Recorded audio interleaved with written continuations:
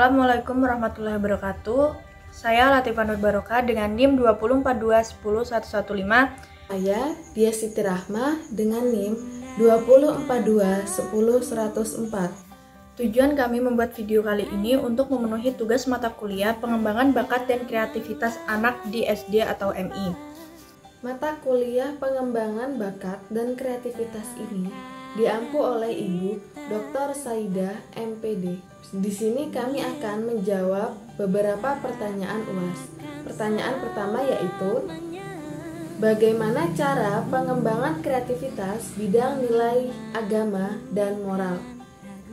Jawaban kami dapat dalam buku, yaitu buku pengembangan kreativitas anak usia dini.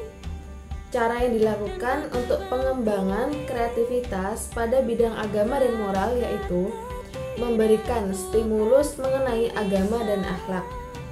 Langkah yang dilakukan yaitu seperti memperlihatkan anak alam semesta atau mengajak anak untuk jalan-jalan karya wisata. Kemudian anak-anak diperkenalkan dengan benda-benda langit seperti bintang, matahari, bulan, dan planet-planet lainnya. Setelah itu, guru menjelaskan mengenai alam semesta dan siswa diberikan video atau tontonan mengenai fenomena alam. Dan setelah itu juga, guru meminta siswa untuk menceritakan ulang dari video yang telah ditontonnya. Setelah itu juga, guru menjelaskan materi mengenai kekuasaan Allah dan menjelaskan bagaimana cara bersyukur kepada Allah Subhanahu wa Ta'ala. Ada beberapa aspek yang dikembangkan, yaitu aspek agama dan moral. Kedua aspek ini berkembang ketika anak mengetahui segala ciptaan Allah dan bagaimana cara bersyukur. Contohnya yaitu dengan mengucapkan subhanallah dan walhamdulillah. Pertanyaan kedua yaitu, mengapa pengembangan kreativitas fisik motorik menjadi dasar pengembangan bidang lainnya? Jawabannya kami dapat dalam sumber buku pengembangan kreativitas anak usia dini. Karena pada perkembangan motorik anak ini memiliki beberapa pengaruh terhadap anak sekolah dasar, antara lain: 1. Melalui adanya perkembangan motorik anak dapat menyesuaikan dirinya dengan lingkungan. 2. Dengan adanya perkembangan motorik ini sangat penting bagi perkembangan kepribadian sang anak. Dan yang ketiga, melalui keterampilan motorik anak juga dapat menghibur dirinya dan memperoleh perasaan senang dari apa yang telah dilakukannya. Nah, perkembangan motorik ini selalu beriringan dengan proses pertumbuhan secara genetis ataupun kematangan fisik pada anak lainnya.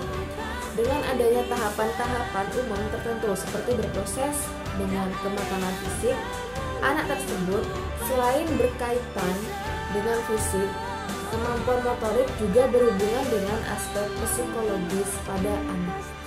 Pertanyaan ketiga yaitu, bagaimana upaya pengembangan kreativitas di bidang kognitif? Jawabannya kami dapat dalam sumber jurnal yaitu Murhum, Jurnal Pendidikan Anak Usia Dini.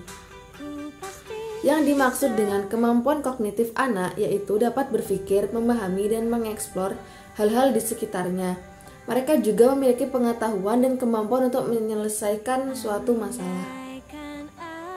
Upaya yang dilakukan yaitu guru membuat rancangan pembelajaran seperti menyiapkan tempat, menyiapkan bahan ajar yang sesuai dengan perkembangan anak, menstimulus anak dalam kegiatan, memberikan reward pada anak, serta memberikan penilaian kepada anak.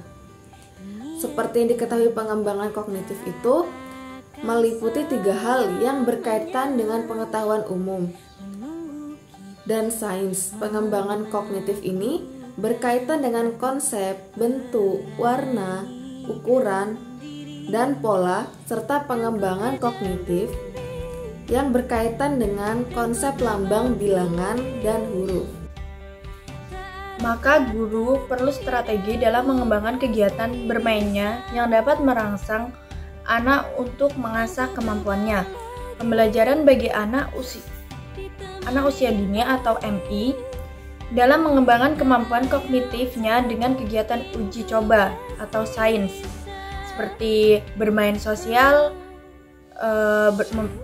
memainkan peran atau bermain kelompok, dan bermain game atau menebak. Selanjutnya, melaksanakan pembelajaran dengan menggunakan strategi yang tepat dalam setiap kegiatan belajar atau bermain yang akan dilaksanakan. Harus sesuai dengan tahap perkembangan, keutuhan, serta minat belajar anak. Selanjutnya, pertanyaan nomor 4 dan 5, yaitu nomor 4, bagaimana pengembangan kreativitas di bidang seni? Dan selanjutnya nomor 4, bagaimana keterkaitan pengembangan di bidang-bidang tersebut? Sebelumnya, nomor 4 yaitu perkembangan anak pada seni, yaitu terutama seni rupa. Perkembangan anak melalui pikiran dan perasaan menentukan sifat dan bentuk pada lukisan anak. Dimulai dalam mengenai bentuk dan mengungkapkan objek dalam gambarnya sampai dapat memahami arti gambar itu sendiri.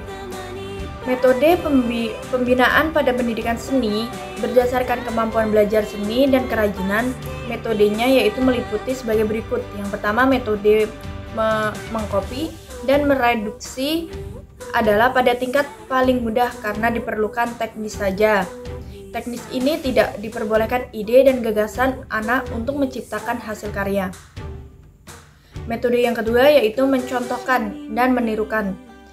Anak dituntut melakukan kegiatan yang meliputi pengayaan, percobaan dengan contoh yang ada. Anak dapat mencontoh bentuk dengan ukuran lebih kecil dan beda mediumnya. Selanjutnya, metode yang ketiga yaitu mengubah adalah mirip dengan metode mencontoh, namun anak diminta menambah atau mengurangi bentuk yang diberikan.